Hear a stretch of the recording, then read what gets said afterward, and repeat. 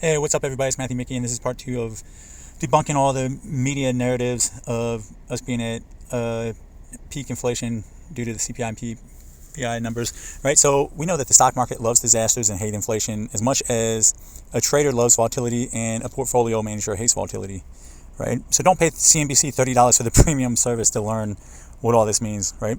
So let's look at the correlation between the dark blue overweighted equities and the light blue, which is the net expectation for a stronger economy, right? And so we can see that they're very correlated. Whenever the light blue always led the dark blue, and the dark blue always followed, right?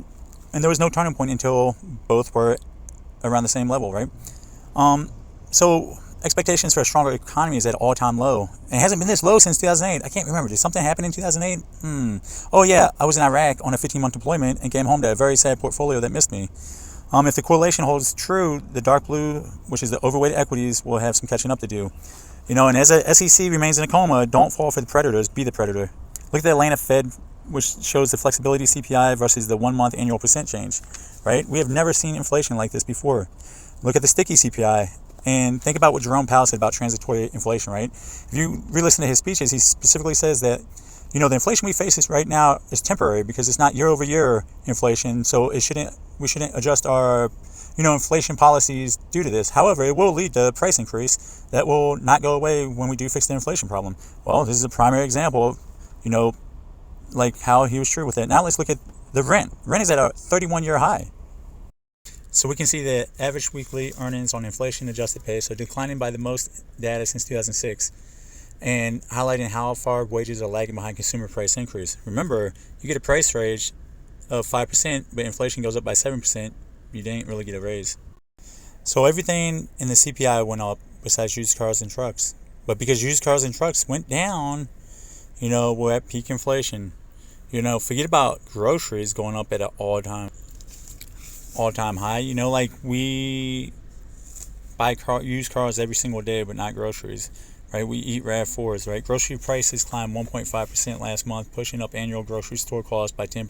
This was the third largest annual gain for the category since 1981. The prices rose 3.2% on the month, while cost of meat, fish, eggs also increased. A bird flu outbreak in the U.S. could further drive up poultry prices in the coming month. So now we can blame inflation on the bird flu and Russia, not the cocaine that the Fed Reserve injected into the market, insane spending, stupid sanctions, and it's not due to the excess money putting pressure on the supply chain. Inflation's over. Used car sales went down. Used car prices fell last month, even as travel-related prices, including airfare, blah blah blah.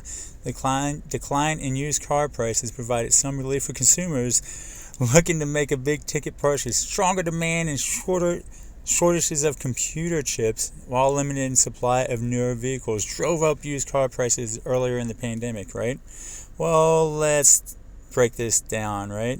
CarMax, lack of inventory, lack of sales, right? CarMax reported 6.5% drop in number of used cars it sold last quarter in stores that have been open at least 13 months. Wow, why is that? Well, they can't find lithium, there's a chip shortage, no inventory, all the higher prices, right? Look at this though. Used car prices led to core CPI inflation missing 0.3. Note that the car genus near real-time index bottomed on March 21st and has recovered most of the decline since the January peak. A core inflation rebound in April, meaning that the price of cars are going to go back up. Why? Because with inflation like this, consumers chase grocery prices and gasoline, not unessentials like cars.